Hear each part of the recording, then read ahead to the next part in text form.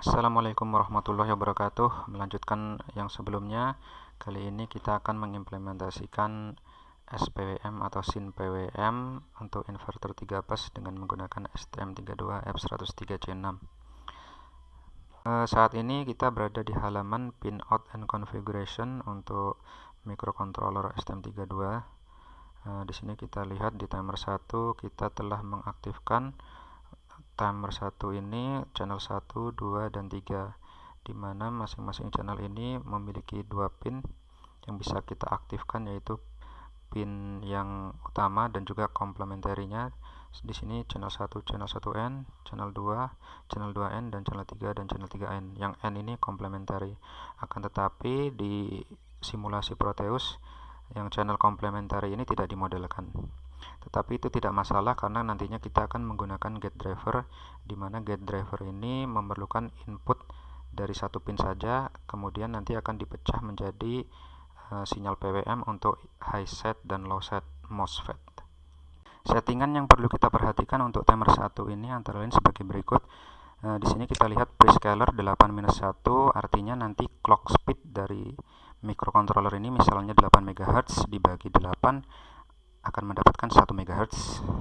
Kemudian untuk ARR-nya di sini kita pilih 1000-1, artinya 1 MHz dibagi 1000 menjadi 1 kHz. 1 kHz tersebut adalah kecepatan dari PWM yang akan kita gunakan. Kemudian selanjutnya untuk PWM generation channelnya, di sini kita pilih PWM mode 2, artinya nilai yang tercantum di CRR register menunjukkan nilai on dari periode PWM. Untuk pulse-nya di sini bisa kita isi 0, kemudian polarity-nya high. Untuk complementary juga kita isi high, idle state-nya set, dan idle state untuk complementary-nya set. Untuk PWM generation channel 2 settingannya sama. Untuk PWM generation channel 3 settingannya juga sama. Untuk GPIO settings-nya bisa kita lihat di sini ya. Di sini untuk pin yang digunakan pin 8, PA8, PA9, PA10 mewakili channel 1, channel 2, channel 3, dan untuk komplementarinya dari PA7, kemudian PB0 dan PB1 untuk komplementari channel 1, channel 2, dan channel 3. GPIO modenya alternate function, yaitu untuk PWM push pull. Kemudian ini ada DMA. DMA ini fitur yang canggih sekali untuk STM32, di mana DMA ini bisa memindahkan data dari memori ke peripheral tanpa menggunakan clock atau tanpa menggunakan core dari STM32 tersebut, tanpa menggunakan core prosesornya. Jadi bisa berpindah tanpa campur tangan dari prosesor. Untuk di simulasi sendiri DMA ini tidak dimodelkan, jadi kita tidak bisa menggunakan DMA. Sebagai gantinya kita akan menggunakan interrupt. Di sini bisa kita lihat interrupt settingnya ada di NVIC. Di sini yang harus kita centang adalah time 1 update interrupt dan juga time 1 capture compare interrupt. Selanjutnya kita menuju clock configuration. Seperti sebelumnya kita menggunakan HSE atau external crystal. Kecepatannya 8 MHz, jadi sys clock-nya juga 8 MHz.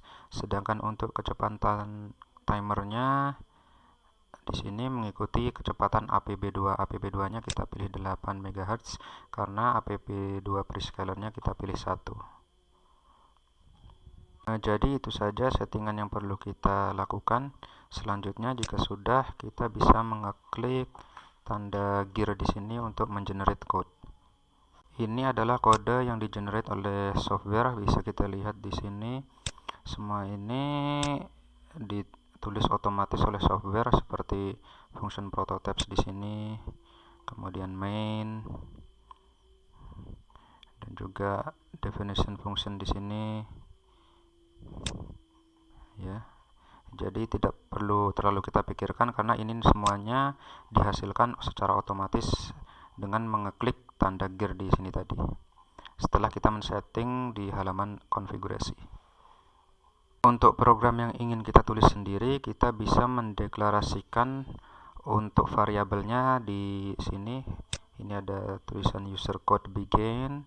Di sini kita bisa menulis variabel yang nantinya akan kita gunakan untuk program SPWM kita. Di sini saya membuat lookup table yang ukurannya 21, maksudnya 21 sinyal PWM per satu siklus sine wave. Ini datanya atau angka-angka ini saya dapatkan dari program SmartSign.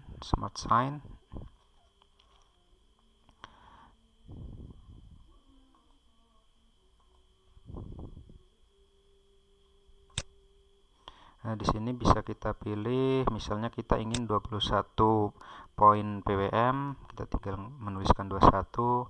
Kemudian untuk peak value-nya saya pilih 460 dan saya offset lagi 460. Kemudian total angle satu siklus penuh 360 derajat. 360 derajat, kemudian kita calculate. Ya, ini hasil gelombangnya ya. Terus ini nanti datanya kita copy lalu kita pindahkan ke sini. Lookup table ini nantinya akan kita gunakan untuk menghasilkan gelombang sine wave, dan gelombang sine wave di masing-masing kaki perlu berselisih 120 derajat atau sepertiga putaran. Karena itu kita perlu membuat offset untuk masing-masing kaki di inverter 3 pas, di mana offset ini adalah sepertiga gelombang atau 120 derajat. Dan karena di sini kita memiliki 21 poin PWM, maka 21 dibagi 3 sama dengan 7. Dan karena kita memulai menghitung dari 0, maka untuk fase keduanya kita pilih 14 dan fase ketiganya 7. Ini akan menghasilkan gelombang 3 pas yang normal. Kita bisa memilih offsetnya ini mulai dari 0, 7, lalu 14, tetapi nanti arah putaran motor akan terbalik. Isi dari lookup table ini sebenarnya adalah nilai dari CCR register, di mana nilai dari CCR register ini akan kita ubah setiap periode PWM-nya. Jadi kita perlu men-trigger periode interrupt. Jadi setiap periode ada trigger interrupt yang nantinya dengan interrupt tersebut kita akan memanggil fungsi, di mana dengan fungsi tersebut kita akan merubah isi dari CCR register. Di sini bisa kita lihat bahwasanya nilai maksimum yang bisa kita hasilkan hanya 919, padahal di ARR register tadi kita bisa memilih sampai 1000. Hal ini dikarenakan kita nantinya akan menggunakan gate driver, di mana gate drivernya ini menggunakan bootstrap kapasitor, dan waktu yang diperlukan untuk bootstrap kapasitor ini untuk di-charge adalah waktu off dari PWM periode tersebut. Sehingga jika kita menggunakan ARR menggunakan CCR register 1000, maka tidak ada waktu bagi low set dari MOSFET untuk menyala, sehingga bootstrap kapasitor tidak akan terisi, sehingga selanjutnya jika kita ingin menyalakan high set MOSFET kita tidak akan bisa. Selanjutnya ini adalah kode yang kita perlu tuliskan di main. Ini adalah pointer timer 1 ke struktur member CCR 1. Di sini kita pilih ke nilainya sesuai dengan lookup table tetapi dengan indeks I. Kemudian untuk CCR 2 channel 2 nilainya di lookup table dengan indeks J. Kemudian CCR 3 untuk channel 3 nilainya sesuai di lookup table dengan indeks K. Selanjutnya fungsi yang perlu kita panggil adalah heltim base start IT untuk struktur timer 1.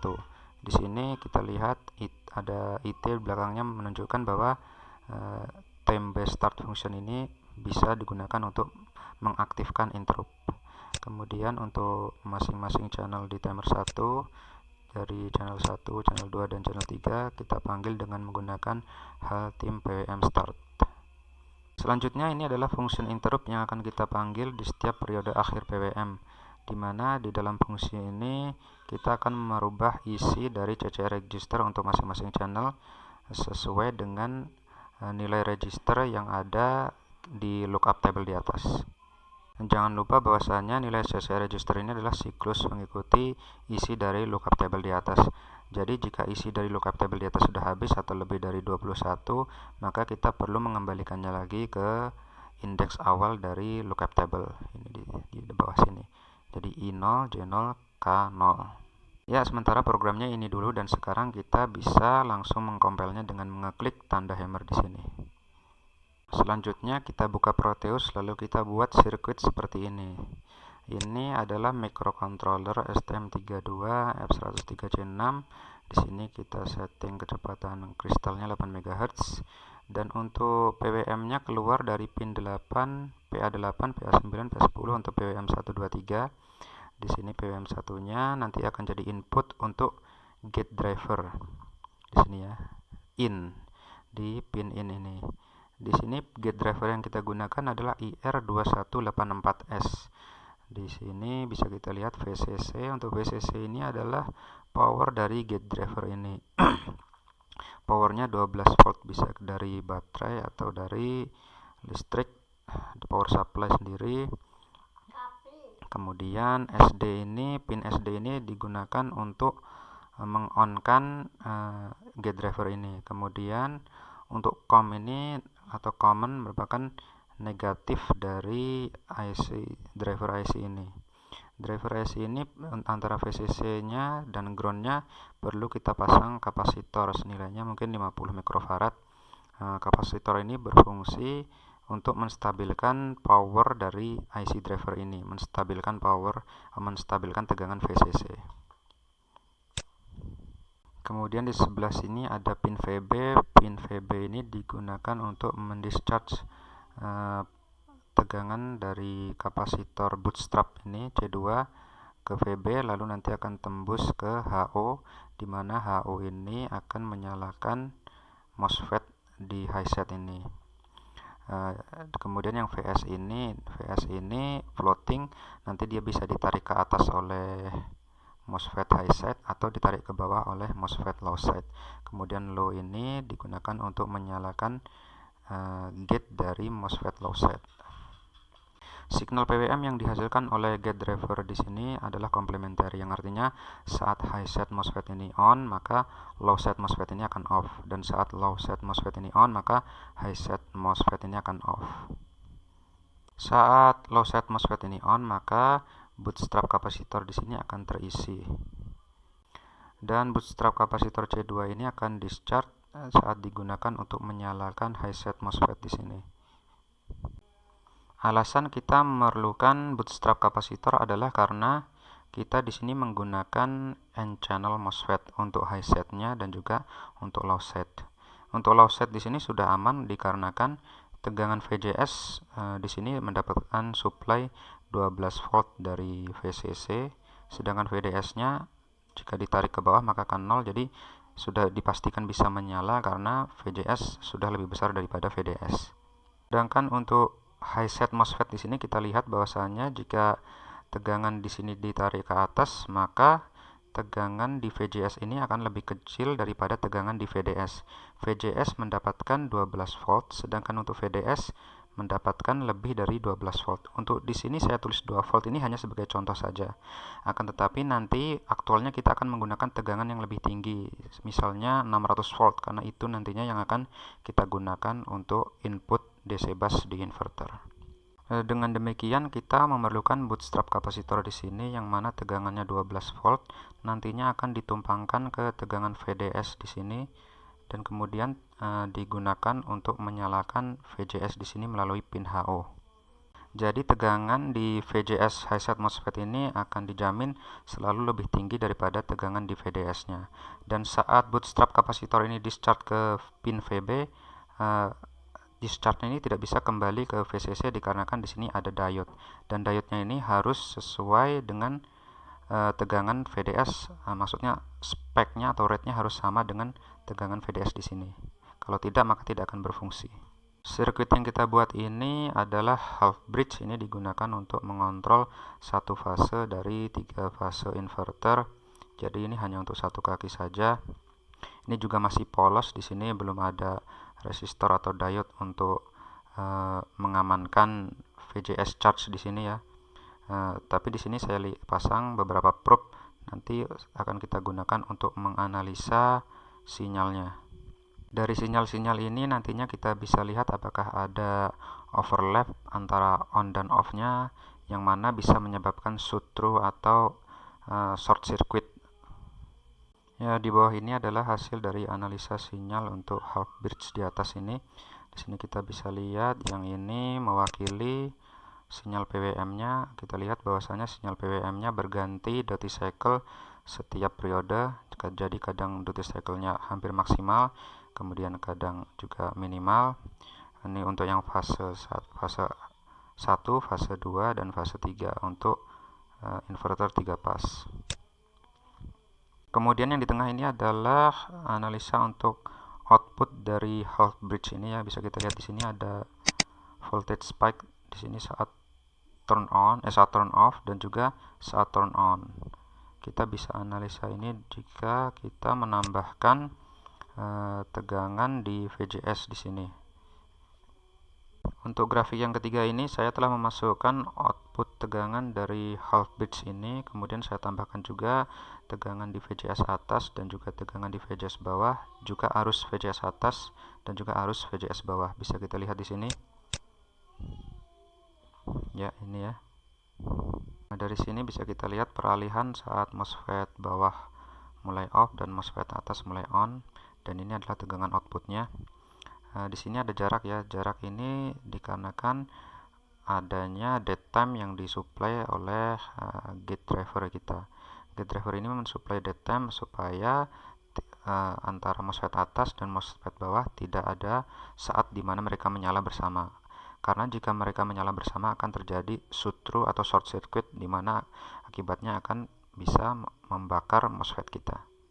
Yang terjadi di sini bisa dijelaskan sebagai berikut. Ini adalah saat VGS bawah mulai off. Saat mulai off, maka VGS bawah mulai discharge sampai di sini. Ini masih connect VDS-nya dengan ground. Selanjutnya di sini VDS bawah sudah putus dengan ground. Akan tetapi discharge dari VGS-nya masih terasa sampai ke VGS atas. Makanya kita lihat di sini tegangan VGS atas jadi negatif. Demikian juga dengan tegangan di VS. Di sini bisa kita lihat bahwasanya VGS atas mulai ngisi, mulai ngecharge ini. Tetapi tegangannya masih negatif dikarenakan VS-nya belum connect dengan DC bus atau VDS-nya masih belum connect, dan baru mulai connect di sini. VS dan DC bus mulai connect di sini. Bisa kita lihat di sini ada patahan ini ya, ini VDS atasnya sudah mulai connect. Charge untuk VGS atas masih terus berlangsung. Di sini kita lihat harusnya masih terus ngecas, kemudian tegangannya masih terus naik. Setelah connect VDS atas ini dia bisa naik sampai ke tegangan DC busnya 2 volt. Saat VDS atas ini connect, maka tegangannya akan terasa sampai VGS bawah. Jadi VGS bawah ini akan terasa seperti dicas oleh tegangan dari VDS. Makanya kita lihat tegangan di VGS bawah naik lagi sedikit sampai VS ini stabil ke tegangan DC bus 2 volt. Setelah stabil, maka VGS bawah bisa lanjut untuk discharge ke 0. Yang harus diperhatikan adalah supaya VGS bawah ini tidak menyala lagi saat VGS atas sudah on. Ini bisa kita lihat bahwasanya tegangan di VGS bawah ini hanya 830 mV. Ini tidak cukup untuk menyalakan MOSFET bawah, jadi aman, jadi tidak akan menyala. Dengan demikian tidak akan terjadi shoot-through atau short circuit. Dan untuk dead time-nya sudah masuk di sini, yang bawah off dan di sini yang atas on. Jadi ada jarak di sini ya. Jadi aman. Kesimpulannya saat VGS bawah mulai off dan saat VGS atas mulai on, tidak akan terjadi short circuit atau shoot-through. Di sini kita lihat ini saat VGS atas mulai off, kemudian untuk VGS bawah mulai on. Nah, kita lihat di sini VGS atas mulai discharge di sini, akan tetapi VDS belum putus dengan DC bus ya. Di sini VDS sudah putus, VDS atas sudah putus, dan kita lihat bahwasanya tarikan dari VDS atas ini, tarikan discharge-nya masih terasa ke VS. Karena masih terasa ke VS, maka arusnya mengalir lewat body diode.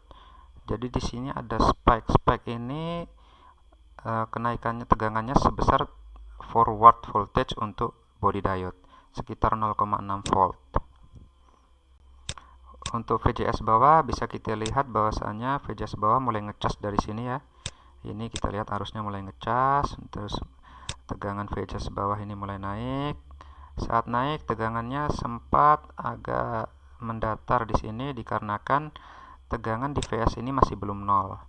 Tegangan di VS masih belum nol. Kemudian saat tegangan di VS ini mulai turun ke nol dan sampai ke nol, maka VGS bawah ini bisa lanjut untuk ngecas sampai ke VCC.